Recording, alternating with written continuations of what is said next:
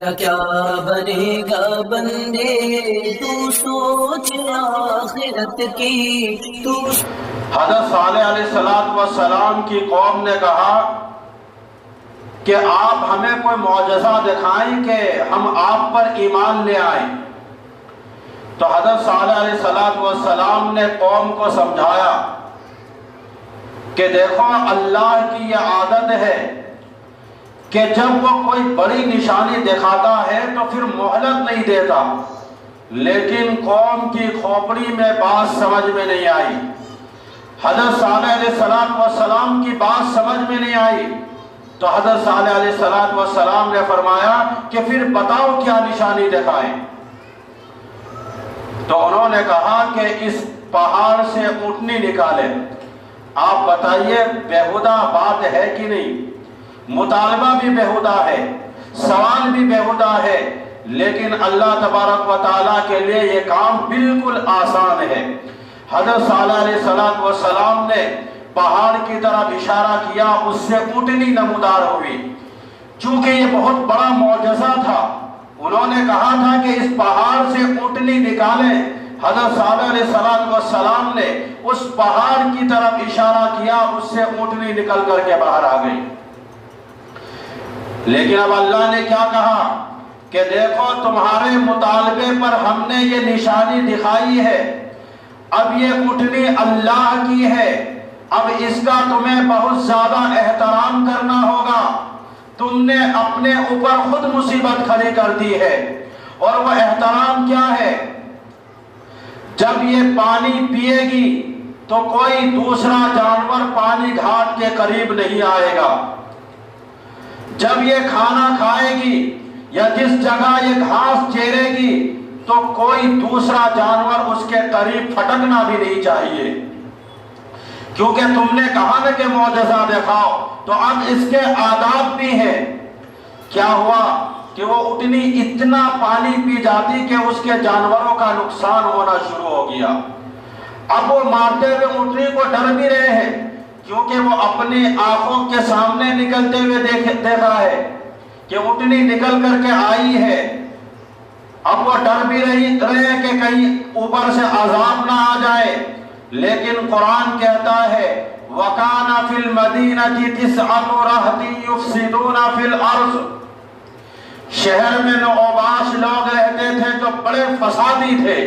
ہر جگہ کچھ چھوٹے فسادی ہوتے ہیں اور کچھ بڑے فسادی ہوتے ہیں۔ انہوں نے مل جل کر کے ایک پلان بنایا، قوم کو ساتھ لیا اور بالآخر اس اونٹنی کو قتل کر دیا۔ تو اللہ تبارک و تعالیٰ نے حضرت صالح علیہ السلام سے کہا کہ اب اس قوم پر اللہ کا عذاب آئے گا، آپ اور اپنے ماننے والوں کو لے کر کے اس بستی سے باہر نکل جائیں۔ یہی ہوا کہ اللہ تبارک و تعالیٰ نے قوم سمود کو وَأَمَّا سَمُودُ فَأُهْلِكُوا بِالطَّاغِيَةِ، بہت طاقتور قوم تھی، ایک زوردار آواز کے ذریعے اس کے کلیجے پھٹ گئے، پوری قوم تباہ و برباد ہو گئی۔ آج بھی ان کے کھنڈرات موجود ہیں، زلزلہ بھی آیا اور زوردار آواز آئی۔ اس واقعے سے ہمیں یہ سبق ملتا ہے کہ جب تک اللہ نے معاملات کو قید پر رکھا ہے، آدمی کو اللہ مہلت بھی دیتا ہے کہ آج نہیں کل ایمان لے کر کے آ جاؤ، کل نہیں پرسوں ایمان لے کر کے آ جاؤ، ارے زندگی میں کبھی تو ایمان لے کر کے آ جاؤ۔ اور گناہگار کو بھی اللہ مہلت دیتا ہے کہ آج نہیں کل توبہ کر لو، کل نہیں تو پرسوں توبہ کر لو، اگر پرسوں بھی نہیں کر سکتے تو مرنے سے پہلے پہلے توبہ کر لو۔ یہ اللہ مہلت دیتا ہے۔ لیکن جب اللہ کوئی بڑی نشانی دکھا دیتا ہے تو پھر اللہ کے یہاں مہلت کا دروازہ بند ہو جاتا ہے۔ شہیدوں کی خون سے خوشبو آئی ہے، لوگوں نے سونگھی بھی ہے، تو انسان کو ڈر جانا چاہیے،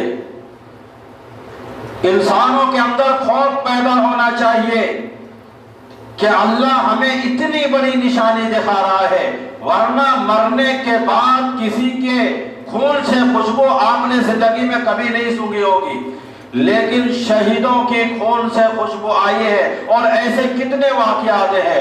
حضرت مفتی عتیق الرحمان صاحب رحمت اللہ علیہ جو قرآن کے درس دیتے تھے، قرآن پڑھاتے تھے، دہشت گردوں نے ان کو شہید کر دیا تھا۔ 6 مہینے بعد ان کی قبر کھلی ہے۔ بارش کی وجہ سے، طوفان کی وجہ سے، کسی وجہ سے اس کی قبر کھل گئی تو لوگوں نے دیکھا کہ جسم جو ہے، لاش جو ہے، بالکل صحیح سلامت ہے۔ 6 مہینے ہو گئے دفن کیے ہوئے، لیکن لاش کے اندر کوئی خراش نہیں، کوئی کچھ بھی نہیں ہوا، اور قبر کے اندر سے خوشبو آ رہی ہے۔ یہ اتنی بڑی نشانی اللہ ہمیں دکھا رہا ہے، تو انسان کو ڈرنا چاہیے، کانپنا چاہیے، اور اپنے گناہوں سے توبہ و استغفار کرنا چاہیے، اور اللہ کی طرف رجوع کرنا چاہیے، اور غیر مسلموں کو بھی چاہیے کہ وہ ایمان قبول کر لیں۔ ایک عالم نے بڑی پیاری بات کہی کہ بنی اسرائیل نے جب بچھڑے کی عبادت کی تھی، ان کو جب اپنے جرم کا احساس ہوا، انہوں نے اللہ سے توبہ کی۔ اللہ نے کہا کہ ایسے توبہ قبول نہیں کروں گا، بلکہ جنہوں نے عبادت کی ہے وہ اپنے آپ کو قتل کرنے کے لیے پیش کریں، جنہوں نے عبادت نہیں کی وہ عبادت کرنے والوں کو قتل کر دیں۔ تو جو قتل ہونے کے لیے تیار ہو جائے گا، جو گردن اڑوانے کے لیے تیار ہو جائے گا، تو میں اس کو معاف بھی کروں گا اور اس کی توبہ بھی قبول کر لوں گا۔ لیکن اس امت سے اللہ کیا کہتا ہے؟ اس امت سے اللہ کہتا ہے جب بھی کوئی گناہ ہو جائے، چاہے شرک ہو جائے، تم میرے دربار میں آؤ اور آنسو کے 2 قطرے بہا لو۔ اگر آنسو نہیں گر رہا ہے تو رونے جیسی شکل بنا لو اور کہو کہ اللہ مجھ سے بڑا جرم ہو گیا ہے، مجھ سے بڑا گناہ ہو گیا ہے۔ اللہ کہتا ہے میں تیرے گناہ کو معاف کر دوں گا، یہ نہیں کہوں گا کہ تم نے یہ گناہ کیا ہے، یہ سزا ہے۔ ہاں کچھ گناہوں میں کفارے تو ہیں، لیکن وہ کفارے کے طور پر ہے، توبہ کے طور پر نہیں ہے۔ تو اللہ تبارک و تعالی آپ سے کوئی سزا کا مطالبہ نہیں کرتا کہ تم اپنے آپ کو یہ سزا دو۔ تو بنی اسرائیل اور اس امت میں فرق کیا ہے؟ فرق یہ ہے کہ بنی اسرائیل جو تھے یہ حضرت موسیٰ علیہ السلام سے ہر بات پہ دلیل کا مطالبہ کرتے تھے۔ وہ کہتے تھے کہ کوہ طور پر جو آپ کو تورات ملی ہے، ہماری طرف سے 70 بندے جائیں گے اور اپنی آنکھوں سے دیکھیں گے، پھر ہم جا کے تورات کو مانیں گے، دلیل ہونی چاہیے ہمارے پاس۔ پھر کہنے لگے کہ ہم اللہ کو دیکھیں گے پھر ایمان لائیں گے۔ تو گویا کہ ہر بات پہ بےہودہ مطالبہ کر رہے ہیں، جبکہ اس امت نے اللہ کے نبی صلی اللہ علیہ وسلم کے معجزے کو دیکھے بغیر ایمان لائے، اور صحابہ کرام نے بےہودہ مطالبہ نہیں کیے۔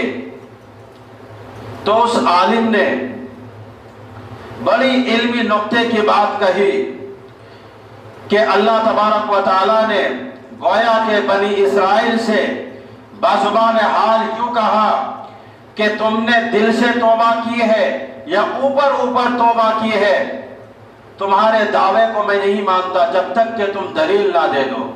اور دلیل یہ ہے کہ تم قربانی کے لیے تیار ہو جاؤ، جبکہ اس امت سے اللہ کہتا ہے کہ تم آنسو کے 2 قطرے بہا دو، میں معاف کر دوں گا، الگ سے کوئی دلیل کا مطالبہ نہیں کروں گا، تمہارے زبان پہ بھروسہ کر لوں گا،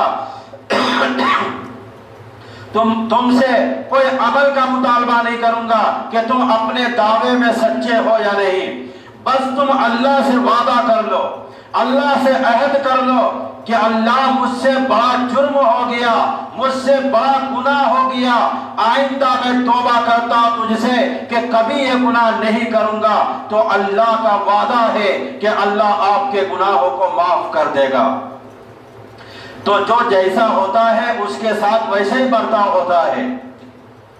تو بنی اسرائیل جو تھے وہ حضرت موسیٰ علیہ السلام سے ہر بات پہ بےہودہ مطالبہ کرتے تھے، ہر جگہ وہ مسئلہ کرتے تھے۔ تو اللہ تبارک و تعالیٰ نے کہا کہ تمہاری توبہ بھی اب چونکہ جرم ہوا ہے اس کی سزا ملے گی، پھر میں معاف کر دوں گا۔ تو اللہ نے معاف کر دیا، یہ بھی اللہ کی رحمت ہے۔ اللہ ہمارے گناہوں کو معاف کر رہے ہیں، یہ بھی اللہ کی رحمت ہے، ورنہ اگر اللہ معاف نہ کرے تو کون کیا بگاڑ سکتا ہے اللہ کا۔ تو اللہ اگر سزا دے کر اللہ ہمیں معاف کر رہا ہے یا بنی اسرائیل کو معاف کر دیا تو یہ بھی اللہ کی رحمت ہے، ورنہ اگر اللہ معاف نہ کرتا تو اللہ کو کوئی کچھ کہنے والا نہیں تھا، نہ کچھ اللہ کو کوئی بگاڑ سکتا ہے۔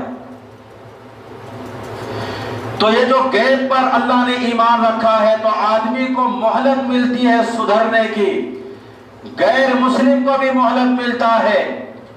اللہ تبارک و تعالیٰ نے قرآن مجید کے اندر ارشاد فرمایا هل ينظرون الا ان تأتيهم الملائکۃ او یأتی بعض آیات ربک۔ غور سے سنیں یہ آیت کہ اللہ تبارک و تعالیٰ نے تمام انسانوں کو، چاہے وہ مسلم ہو غیر مسلم ہو، اسلام کے برحق ہونے کے دلائل دیتے ہیں، اور دلائل دینے کے بعد پھر اللہ تبارک و تعالیٰ کہتے ہیں کیا تم اب بھی یہ انتظار کر رہے ہو کہ تم آسمان سے اترتے ہوئے فرشتوں کو دیکھ لو، یا پھر یہ کہ اللہ آسمان سے نیچے اتر آئے، یا کوئی ایسی نشانی دیکھ لو پھر تم ایمان لاؤ، یا یہ کہ پھر تم اپنے گناہوں سے توبہ کرو؟ اللہ کہتے ہیں کہ اب یہی رہ گیا، تاکہ تمہارے پاس نو کا کوئی آپشن نہ ہو، اب یہی رہ گیا کہ آسمان سے اللہ زمین پر اترے اور پھر کہے کہ میں اللہ ہوں، پھر تم مانو گے۔ جیسے سائنسداں بھی کہتے ہیں کہ اگر اللہ موجود ہے تو پھر ہمیں نظر کیوں نہیں آتا؟ اگر اللہ نظر آ جائے تو پھر سارا ہی مسئلہ ختم ہو جائے گا، پھر یہ آزمائش کہاں سے؟ پھر یہ آزمائش تھوڑی ہے۔ اللہ تبارک و تعالیٰ تو یہ کہہ رہے ہیں کہ میری نشانیوں کو دیکھ کر کے مجھے پہچانو۔ قرآن یہ کہتا ہے کیا تم اب بھی یہ انتظار کر رہے ہو کہ اللہ کوئی ایسی نشانی دکھائے؟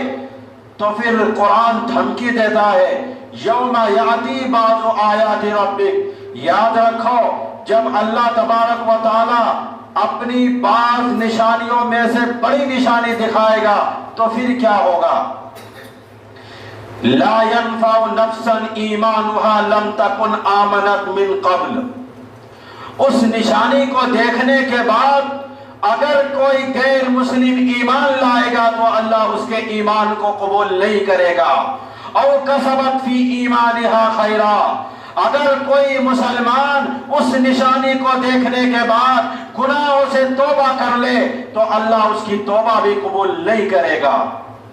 تو اللہ تبارک و تعالیٰ بے شمار دلائل دیتے ہیں، جانوروں کی دودھ کی مثالیں دی، اللہ تبارک و تعالیٰ نے تمہیں نباتات کی مثالیں دی کہ انار کو دیکھو یہ انار پکتا کیسے ہے، پھلوں کو دیکھو یہ پھل پکتے کیسے ہیں۔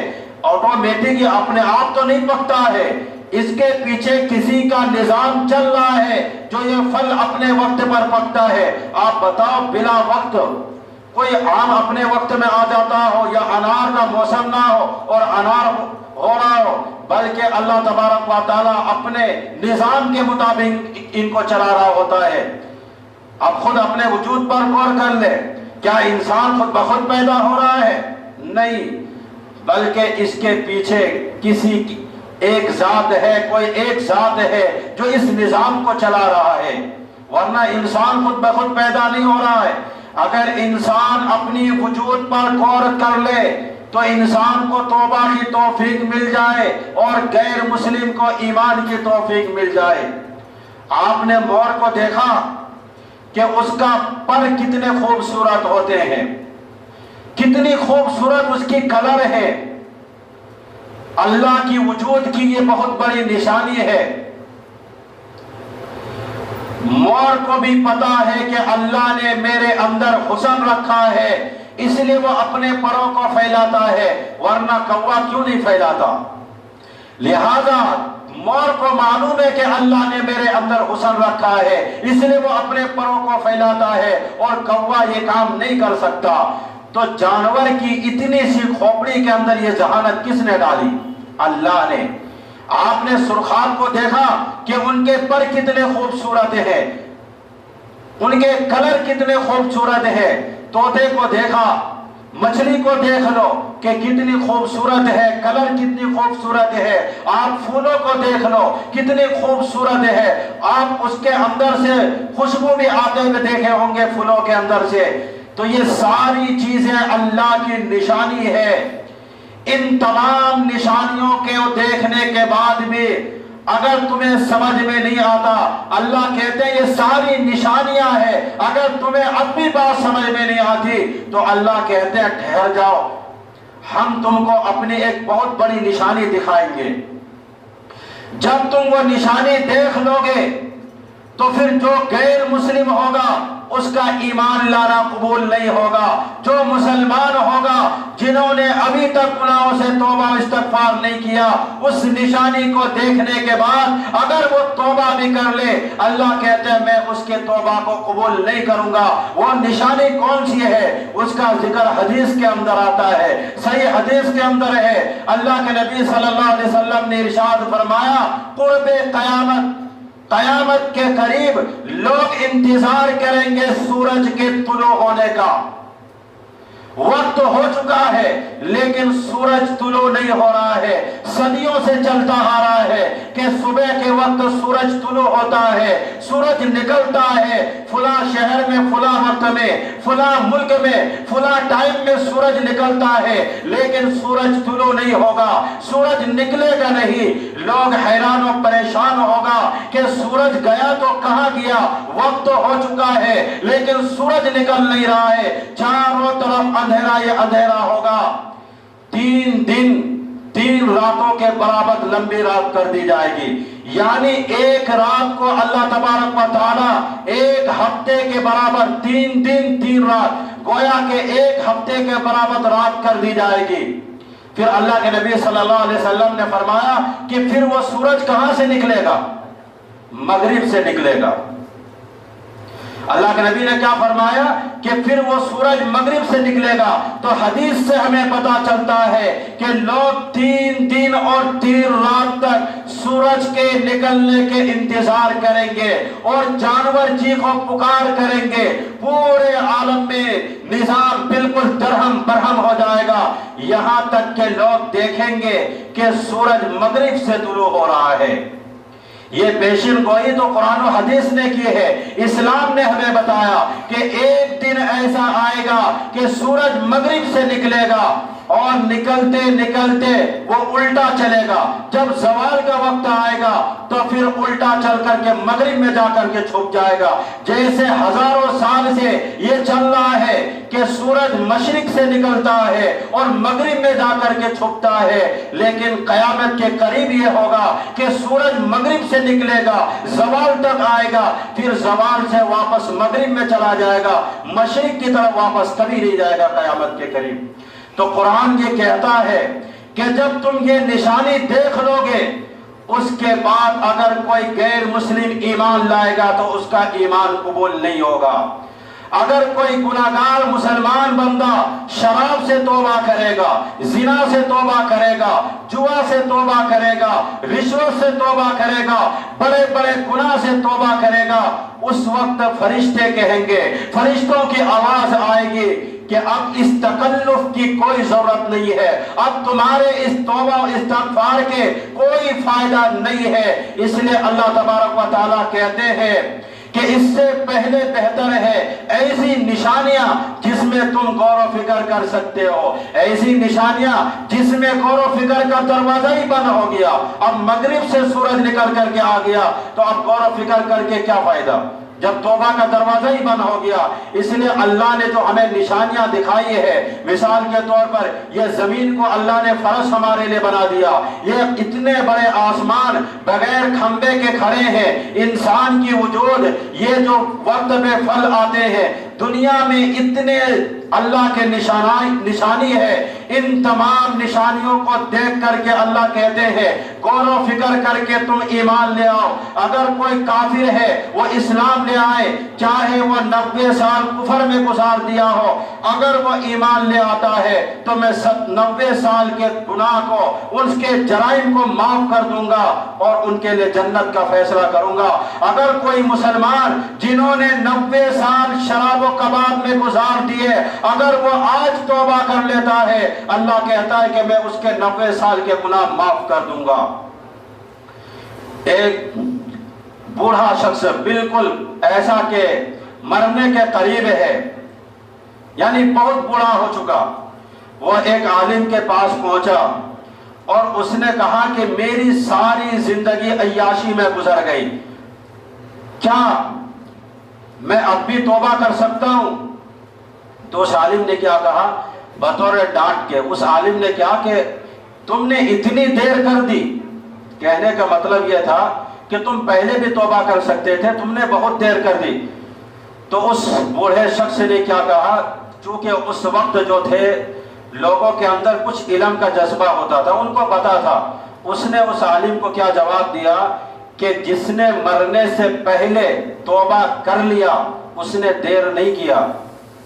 اس عالم نے تو بطور تنبیہ کو کہا تھا، ان کو معلوم ہے، کہنے کا مطلب یہ تھا کہ تم مرنے کے قریب آ گئے، کیا پتا تم مر جاتے، ساری زندگی عیاشی میں گزر گئی۔ تو جب ساری زندگی عیاشی میں گزر گئی تو پہلے توبہ کر لینا چاہیے تھا۔ تو بوڑھے نے کیا جواب دیا کہ جس نے موت سے پہلے توبہ کر لیا اس نے دیر نہیں کیا، دیر تو اس نے کی ہے جنہوں نے اپنی آنکھوں سے موت دیکھ لی، یعنی اب مر رہا ہے اب توبہ کر رہا ہے، تو اس وقت توبہ بھی قبول نہیں۔ تو گویا کہ مرنے سے پہلے بھی اگر کوئی توبہ کر لیتا ہے تو اللہ اس کے گناہ کو معاف کر دیتا ہے۔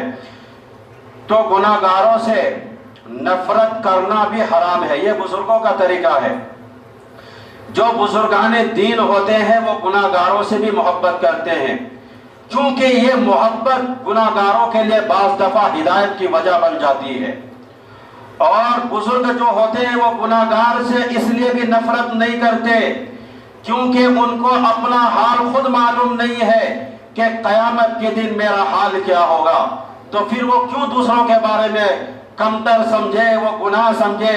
جیسے آج کے مسلمان سمجھتے ہیں، صرف تھوڑا سا فرق ہو جائے، لوگ آج کے مسلمان دیکھتے ہیں کہ ہمارا اعمال اور دوسرے کا اعمال ملتا یا نہیں ملتا، اگر نہیں ملا تو ہم نے فوراً اس کو گمراہ کہہ دیتے ہیں، ہم نے اس کو بڑا گناہگار سمجھ لیتے ہیں کہ یہ بڑا مجرم ہے، بڑا گناہگار ہے۔ ہاں، جس گناہ کو قرآن اور حدیث نے کہا کہ یہ بڑا گناہ ہے، آپ ان کو گناہ کہیں، لیکن معمولی اعمال میں آپ اس کو گمراہ کہہ دیتے ہیں کہ یہ گمراہ ہے، تو یہ سمجھو کہ آپ بڑا مجرم ہے، آپ بڑا گناہگار ہے۔ مولانا شاہ ابرار الحق صاحب، اس کے ایک مرید نے خط لکھا، اس نے کیا کہا کہ میں ایک شخص سے ملتا ہوں، وہ لگتا ہے کہ وہ تکبرانہ انداز سے مجھ سے ملتا ہے، کیا میں بھی اس سے تکبرانہ انداز سے ملوں؟ تو شاہ عالم کی ہر جگہ ضرورت پڑتی ہے، تو اس عالم نے اس مرید کو کیا کہا کہ اگر تجھے اپنے خاتمے پر یقین ہے کہ اچھا ہوگا تو پھر تم ایسا کرو۔ تو مرید کہتے کہ میرا دل کانپ اٹھا، میں ڈر گیا، اس کے بعد سے سارے دنیا کے انسان کو میں اپنے سے اچھا سمجھنے لگا کہ دنیا کے اندر جتنے بھی انسان ہیں وہ مجھ سے اچھا ہے۔ انسان کہا، ایمان والا نہیں کہا۔ اب اس میں مسلم غیر مسلم سب آ گئے۔ جیسے اس سے پہلے میں ایک واقعہ ایک صحابی کا سنایا تھا کہ اللہ کے نبی نے 3 بار دنیا میں جنت کی بشارت دی۔ اس صحابی نے کیا کہا تھا کہ اس دل کے اندر کسی انسان کے لیے نفرت نہیں ہے۔ تو اس مرید نے بھی کیا کہا کہ میں نے سمجھ گیا کہ ساری دنیا کے اندر جتنے انسان ہیں وہ مجھ سے اچھا ہے۔ جس کو ہر وقت یہ غم ہو، یہ فکر ہو کہ پتہ نہیں موت کے وقت میرا خاتمہ کس حالت میں ہوگا، تو آپ مجھے بتاؤ آپ دوسرے کے بارے میں کیسے گناہگار اور اس کو ذلیل اور رسوا سمجھ سکتے ہیں؟ نہیں سمجھ سکتے جب اپنی حالت کا پتہ نہیں۔